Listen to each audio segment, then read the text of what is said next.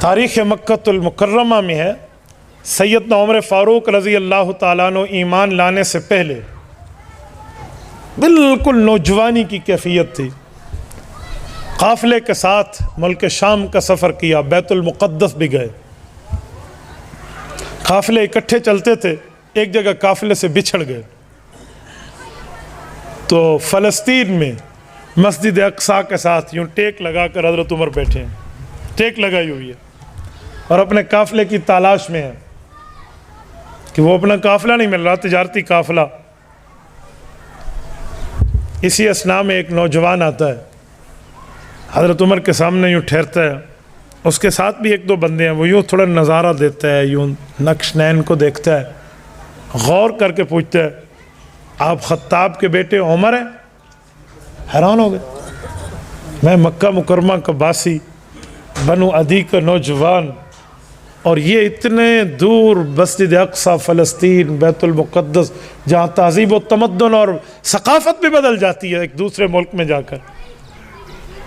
کہا جی ہاں، میری مہمانی قبول کرو گے؟ بھائی آپ کیا مہمانی کی بات کر رہے ہیں، میں اپنی پریشانی میں بیٹھا ہوں۔ کیا پریشانی ہے آپ کو؟ میرا قافلہ مجھ سے بچھڑ گیا ہے، میں اپنے قافلے سے دور ہو چکا ہوں، میں نے اپنے قافلے کے پاس پہنچنا ہے۔ کون سا قافلہ تھا آپ کا؟ نشانیاں دی۔ کہا جی ہاں، وہ قافلہ تو نکل چکا ہے، میں اسے دیکھ چکا ہوں۔ تو کہا بس یہ مہمانی کر لے، مجھے اس قافلے تک پہنچا دے۔ کہا میرے پاس ابلک نسل کا بہترین تیز ترین سری گھوڑا ہے، تمہیں اس گھوڑے پہ بٹھا کے چھوڑا ہوں گا، لیکن شرط ہے میری دعوت قبول کرو گے۔ ٹھیک ہے بھائی، اب تیری دعوت ہی قبول کرنی ہے تو ٹھیک، چلیں گا، چلو۔ گھر پہنچے ہیں، دعوت ہو گئی ہے، کھانا کھلا لیا۔ اس کے بعد جو اس زمانے کی دستاویز لکھی جاتی تھی، جو اس زمانے کے اسٹیمپ پیپر ہوتے تھے، وہ اٹھا کے لایا تو حضرت عمر فرماتے ہیں میں حیران ہوں، کیا کاغذ لے کر آئے؟ کہا یہاں ایک بات تو لکھ دو۔ کہا کیا لکھ دو؟ کہا جب تو اس علاقے کا حکمران بنے گا تو میری زمین پر ٹیکس نہیں لگائے گا۔ بھائی کیا مذاق کرتا ہے، میں خطاب کا بیٹا اونٹ چراتا ہوں، کوئی اونٹ چرانے میں اونٹ رہ جائے تو ابو تھپڑ مارتے ہیں، تو نے کیسے اونٹ چرائے ہیں، تجھے اونٹ چرانے نہیں آتے، تو میرے ساتھ مذاق کر رہا ہے؟ بھائی وہ گھوڑا نکال اور مجھے اپنے قافلے میں چھوڑا۔ کہ مذاق ہے؟ اچھا مذاق میں لکھ دو۔ تھوڑے حیران ہوئے، کیا بات ہے، آپ کیا کہہ رہے ہیں، آپ نے کس جھنجال میں مجھے ڈال دیا؟ نہیں آپ لکھ دیں۔ اچھا یہ لو لکھ لو، جان تو چھڑانی ہے نا، لو۔ اس نے بڑے طریقے سے اسے بند کیا اور بڑے حفاظت سے رکھا، کہا چلیں۔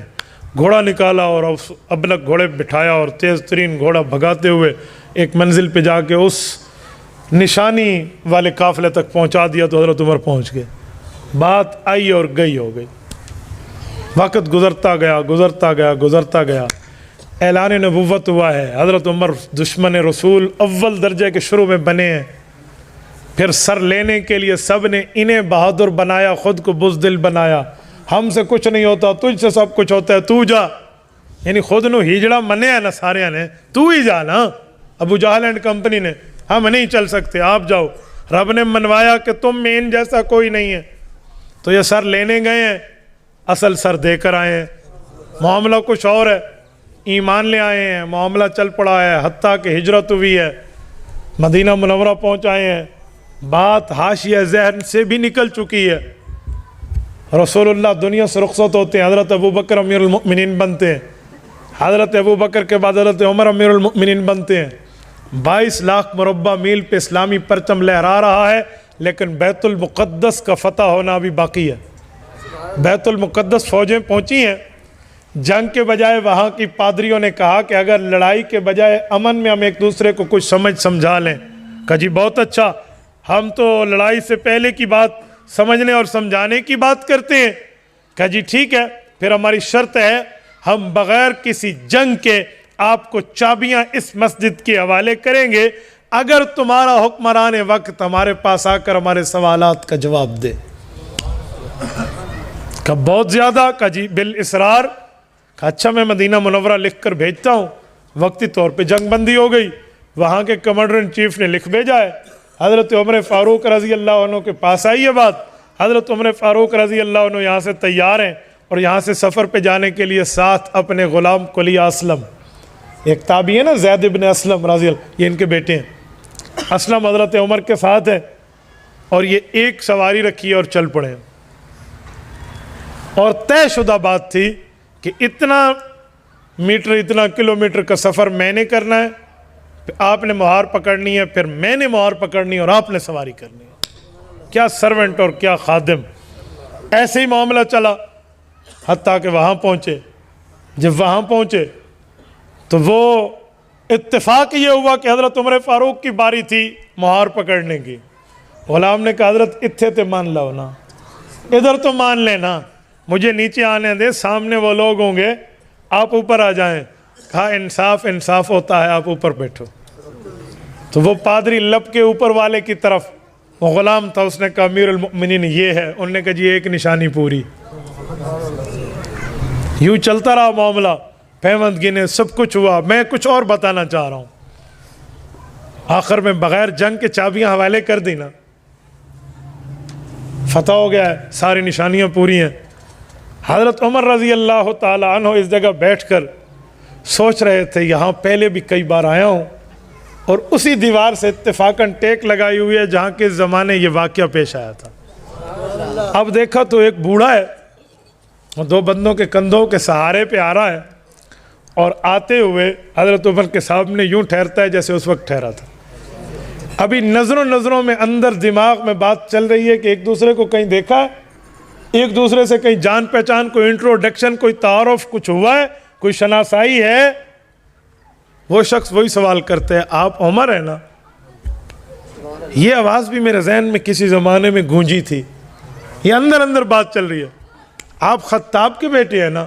یہ بھی مجھ سے پوچھا گیا تھا، کہاں تھا، کیا معاملہ تھا؟ یہ جیسے لوڈنگ ہوتی ہے نا، یوں چل رہا ہے معاملہ، اوپننگ ہو رہی ہے، بات کھل رہی ہے۔ وہ شخص وہی دستاویز سامنے رکھ دیتا ہے جو اس زمانے کے تھے۔ اب تو معاملہ سامنے ہوا نا، تو حضرت عمر رضی اللہ عنہ نے اللہ اکبر کہا، اللہ تلک الایام نداولھا بین الناس، لوگوں کے درمیان دن بدلتے رہتے ہیں۔ وہ معاملہ تو مذاق کا تھا، جان چھڑانی تھی، لکھ دو جان چھوٹی۔ اب تو عمر کا انصاف چلے گا، جس کے ایک کوڑے پہ مدینے کی زمین کا زلزلہ رکتا ہے، یہ نا انصافی کرے گا؟ اور جس کی آواز ساریہ بن زنیم رضی اللہ عنہ تک حوالے جاتی ہے، جس کے ایک خط پہ دریائے نیل چلتا ہے اور قیامت تک چلتا رہے گا، جس کی چادر کے ڈر سے ہررا کی آنکھ بجھ جاتی ہے، یہاں نا انصافی کا تصور۔ اب وہ کہہ رہے وعدہ پورا کریں۔ صحابہ کی شورا میں بات رکھی گئی کہ امیر المؤمنین وعدہ کو وفا کیا جائے۔ فیصلہ ہوا، ادھر وعدے کی وفا کی بات ہوئی ہے، اور ادھر بوڑھا جیسے انتظار میں ہو، کہا جی مجھے کلمہ پڑھا لیں، اور یہ ساری زمین جو آپ نے میرے لیے معاف کی ہے نا، یہ اسلام کے حوالے کر رہا ہوں۔ بوڑھے میاں معاملہ کیا تھا؟ کیسے کہا تو نے؟ کیا معاملہ؟ اس نے کہا میں نے انجیل اور تورات کو پڑھا ہوا تھا، تورات و انجیل میں رب نے بتایا جو آخری نبی آئیں گے وہ ایسے ہوں گے اور ان کے ساتھی ایسے ہوں گے۔ تو وہاں سے پڑھ چکا، اچانک یہاں سے گزرا، اپنے کام پہ، جوانی کی زندگی تھی، آپ کو دیکھا تو حیران ہو گیا کہ جو شکلیں میں نے کتابوں میں پڑھی ہے وہ یہاں نظر آ رہی ہیں۔ تو وہ لکھوا لیا آپ سے، تو آج میں نے دیکھ لیا، آپ کا انصاف بھی دیکھ لیا، اسی لیے جو ہمارے پیغمبر ہم سے اپنی کتابوں میں وعدے کر گئے ہیں، آج اب ان پہ عمل پیرا ہو رہے ہیں۔ میرے دوستو، سیماہم فی وجوہہم من اثر السجود، ان صحابہ کے چہروں میں رب نے یوں ایمانی نشانیاں رکھی ہیں۔